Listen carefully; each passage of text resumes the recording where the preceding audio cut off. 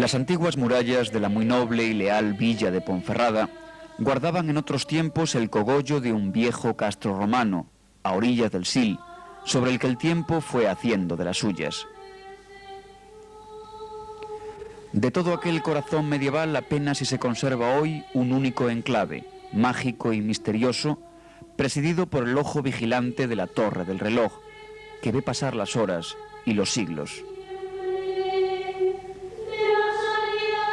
Este entorno de la calle del Reloj es el conjunto arquitectónico mejor conservado de la trama medieval y moderna de la villa, surcada por calles de nombres curiosos: aceiterías, carnicerías, rañadero, comendador, hospital. Preside sus balcones la espadaña de piedra que corona el famoso Arco del Reloj, del siglo XVI. Aquí se adivina, a través de la celosía, el convento de clausura de las Madres Concepcionistas.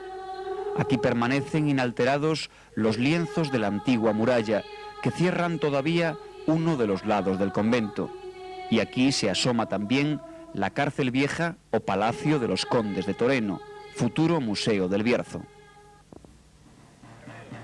Esta calle ha visto pasar la vida ponferradina entera. Fiestas y entierros, procesiones y pasacalles. Se cuenta que aquí vivió doña Ana Ozores, la regenta, durante la Semana Santa de 1877. Es fácil imaginarla asomada a las galerías herrumbrosas, bajo las coronas de laurel, asediada por la curiosidad de los ponferradinos. La calle del Reloj reúne méritos suficientes para mantener la primacía entre todas las de Ponferrada. Une sus dos plazas más ilustres y también las más degradadas si nos ponemos a pensar en lo que eran y lo que son. La de la Encina, hoy aparcamiento libertino e ignominioso, y la del Ayuntamiento, trocada en inmensa tarima de hormigón. Ajena a tanta fealdad y al escarnio de la historia, la calle del Reloj se mantiene fiel a sí misma. Por la breve travesía de Flores Osorio, entramos en el pequeño y honrado recinto donde viven y oran las hermanas franciscanas tras la reja de clausura. Aquí ha venido el tiempo a detenerse, como si las manecillas del reloj quisieran ser, también ellas, orantes agujas de la historia, desgranando en el aire un infinito rosario de horas, minutos y segundos.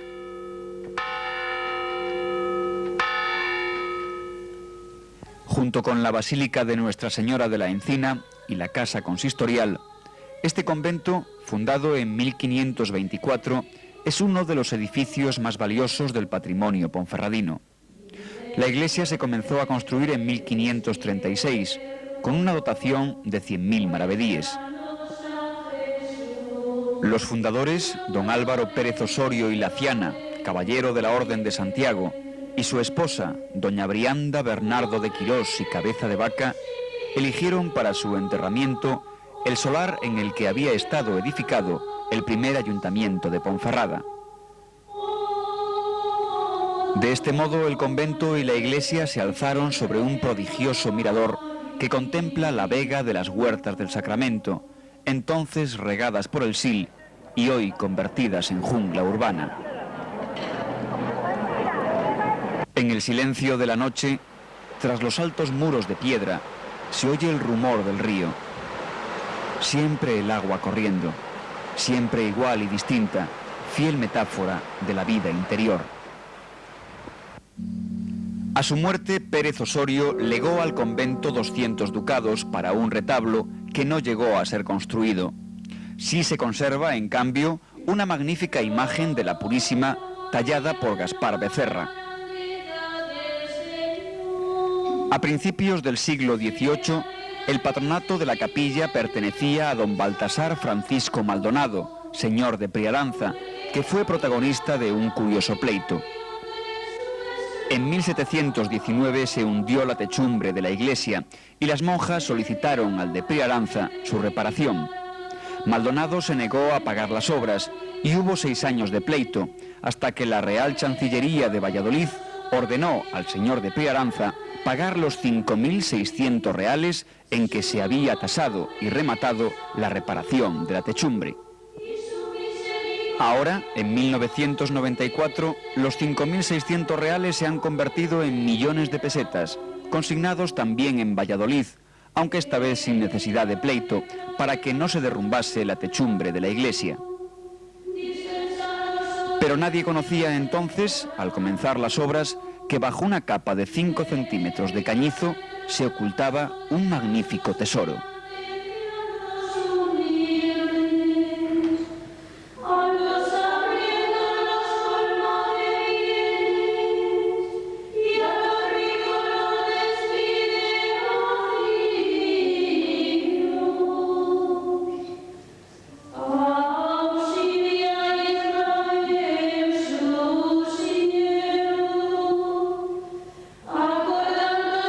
Aunque las manecillas del reloj hubieran querido detenerse a compartir la vida contemplativa del convento, el paso de los siglos no perdonó carcomas, grietas y humedades que llegaron a producir un lento declinar del edificio conventual y de la iglesia, necesitados de profunda reparación.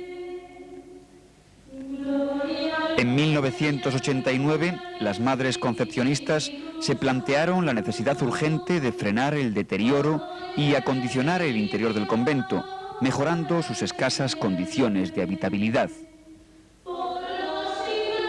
El proyecto fue encargado al estudio del arquitecto Andrés Lozano y desde 1992 se han venido realizando importantes obras de acondicionamiento y restauración que suponen una intervención integral sobre el conjunto arquitectónico. Las obras han sido sufragadas por la Junta de Castilla y León y por la propia comunidad de las Madres Concepcionistas, con la ayuda de algunos donativos. La intervención ha permitido retirar la capa de cañizo y barro de los artesonados, reponer el entablado con sus cintas donde era necesario, desmontar la cubierta de pizarra para colocar el entablado, corregir problemas estructurales como consecuencia de haber sido cerrados 5 de los 6 tirantes de madera, reconstruir una parte importante del artesonado recuperando las piezas mejor conservadas, limpiar la capa de esmalte que tapaba todas las pinturas policromadas originales, limpieza y tratamiento contra insectos xilófagos y por último iluminación decorativa y realce estético. Puesta en marcha la restauración, el estudio previo y los primeros trabajos de limpieza descubrieron la existencia de 2 artesonados renacentistas de gran valor artístico que se hallaban completamente cubiertos bajo una penosa capa de cañizo y barro. Fue al comenzar la reparación de la techumbre cuando la madre abadesa halló de pronto, con gran alborozo, viejas pinturas policromadas, olvidadas bajo el torpe cañizo.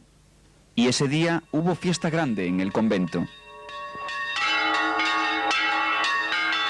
Los tesoros recuperados en la iglesia han resultado ser piezas únicas en la ciudad de Ponferrada. Ambos artesonados, construidos en madera de castaño, son del segundo tercio del siglo XVI, pero su origen se remonta al testamento del fundador, don Álvaro, quien así lo dejó ordenado. Que dentro de 3 años después de mi fallecimiento se pinte el maderamiento de la capilla, como pareciere a mis cabeceros y al maestro que entendiere en la dicha obra, y que aderece el racimo que en ella se puso. Nuestro primer tesoro es la armadura del crucero, un artesonado a 4 aguas, artesa o armadura cuadrada de lima bordón, arriostrado por cuadrales de 65 metros cuadrados con una preciosa y luminosa linterna en la clave. La decoración original de esta armadura del crucero forma un magnífico jardín de rosas, talladas en maderas de cerezo y castaño. Sorprende saber que la carcoma se había adueñado de numerosas piezas y que las madres concepcionistas han colocado primorosamente 139 piezas nuevas. Ahora el jardín de madera luce espléndido y en su centro, ocupando el cénit de la linterna, sonríe la figura del Padre Eterno.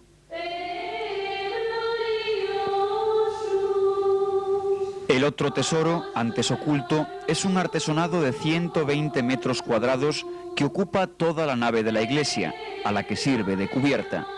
El artesonado sigue conservando la función estructural de soporte del tejado para la que fue concebida originariamente. La estructura de este artesonado es del tipo de par y nudillo y la forma corresponde al tipo cuadrada o de artesa. Toda la armazón está decorada con policromías al temple de huevo, con motivos heráldicos, vegetales y arabescos, de estilo propio del periodo tardogótico. Las lacerías originales han desaparecido en buena parte, aunque se conservan rebajes en los nudillos.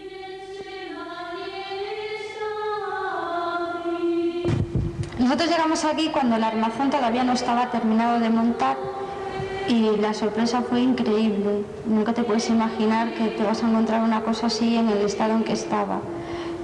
No sabíamos qué era exactamente la labor que teníamos que hacer hasta que los carpinteros acabaron y descubrimos que bajo el barro que quedaba de restos del antiguo techo existían unas policromías sobre la madera. Tanto en el arrocabe como escudos y partes de las grecas de los faldones, prácticamente el 95% de las piezas que se habían desechado están puestas. La policromía es temple al huevo. Luego pudimos utilizar disolventes agresivos para limpiar el barniz y que quedara totalmente eliminado.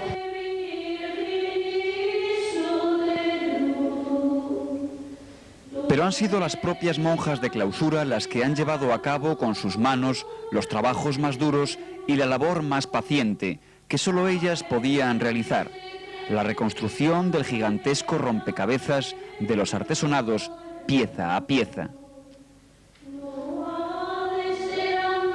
Fieles al consejo de San Bernardo, ora et labora, entre salmo y salmo, las hermanas han acarreado escombros o removido pesadas vigas. Incluso tuvieron que andar por los tejados en días de tormenta, sujetando los plásticos que el viento arrebataba para proteger la iglesia del aguacero.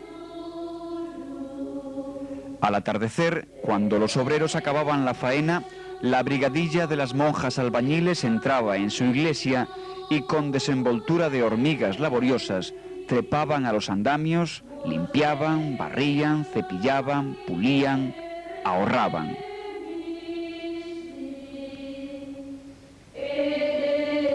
El trabajo más milagroso, y no es fácil encontrar descripción más exacta, fue la paciencia con que rescataron de entre los escombros piezas valiosas con frecuencia desechadas por los obreros.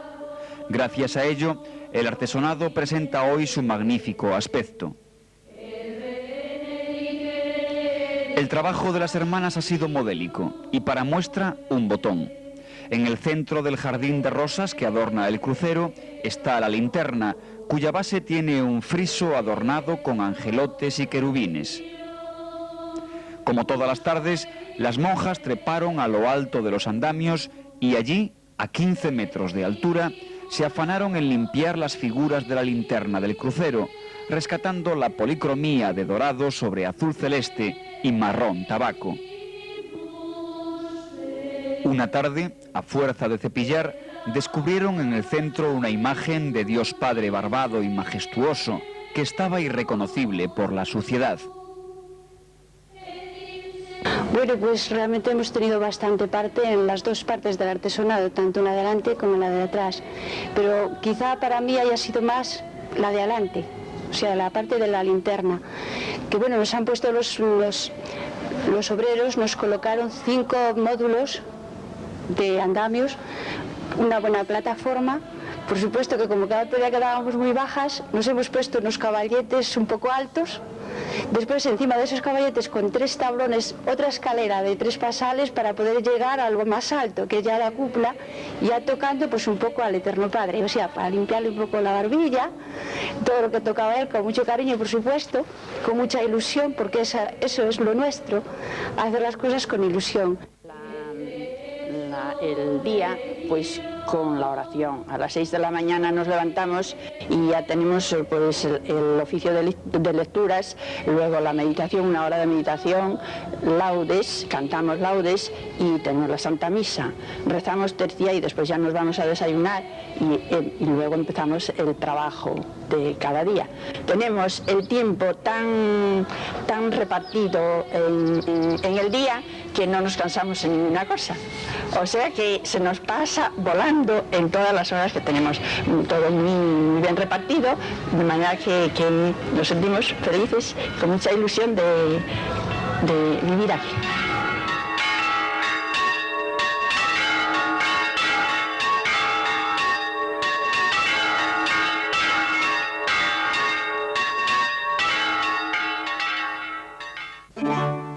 Concluida la restauración de los artesonados, la comunidad de las Madres Concepcionistas, con el generoso patrocinio de la Junta de Castilla y León, emprendió la segunda fase de restauración de las restantes dependencias del convento, concluida en el verano de 1996, coincidiendo con el 20º aniversario de la canonización de su fundadora, Santa Beatriz de Silva.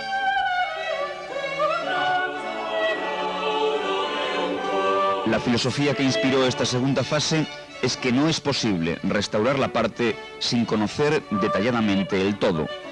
Se trataba de actuar en un edificio singular, enclavado en el corazón del casco antiguo, lo que requería una sensibilidad especialmente cuidadosa, tanto con la solera y categoría del monumento, como con la nobleza de su entorno. El convento se asienta sobre un solar casi cuadrado, delimitado por la calle del Reloj, por el único lienzo que se conserva de la antigua muralla medieval y por las bajadas hacia el Rañadero, con el magnífico mirador sobre el río Sil. En total se trata de más de 2.000 metros cuadrados de superficies construidas, de las cuales hay más de 1.000 metros cuadrados de superficies útiles, distribuidos entre claustro, iglesia, habitaciones, enfermería.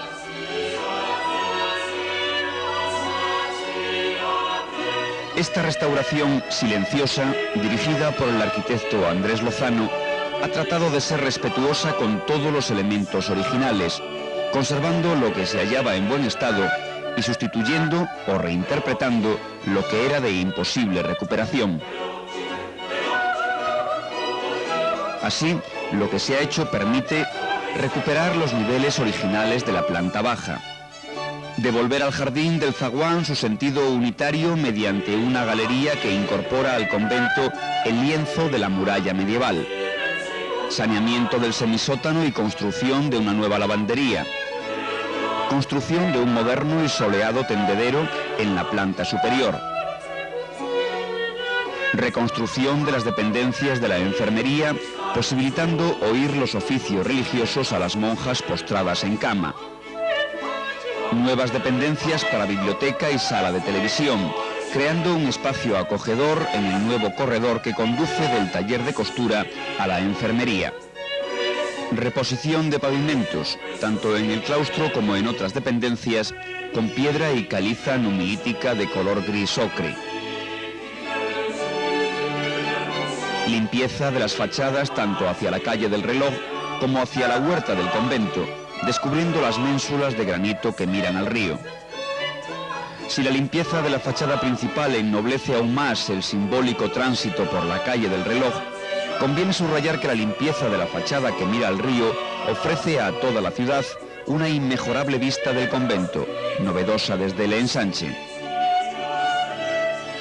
Saneamiento de canalizaciones y bajantes, con modernos materiales no estridentes. Reforma del refectorio, creando una despensa, dividida con un vidrio laminar que no rompe la unidad originaria de lo que posiblemente fue la primera capilla del convento.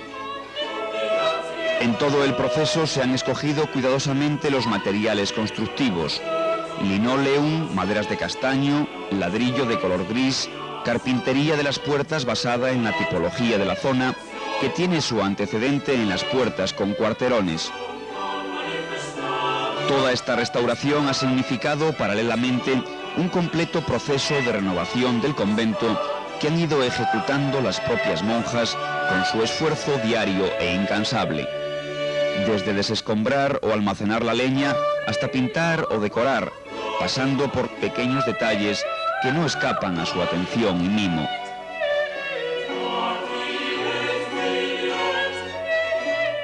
Gracias a este trabajo laborioso de la comunidad, a los donativos recibidos y a la aportación de la Consejería de Educación y Cultura de la Junta de Castilla y León, ha sido posible cubrir casi todo el presupuesto de esta segunda fase, que ha ascendido a cerca de 20 millones de pesetas. Pero el esfuerzo ha merecido la pena, y hoy la comunidad de las Madres Concepcionistas tiene una casa digna y acorde con los tiempos en que vivimos, sin menoscabo de su sencillez y austeridad, y los bercianos hemos recuperado para siempre uno de los monumentos ponferradinos más significativos.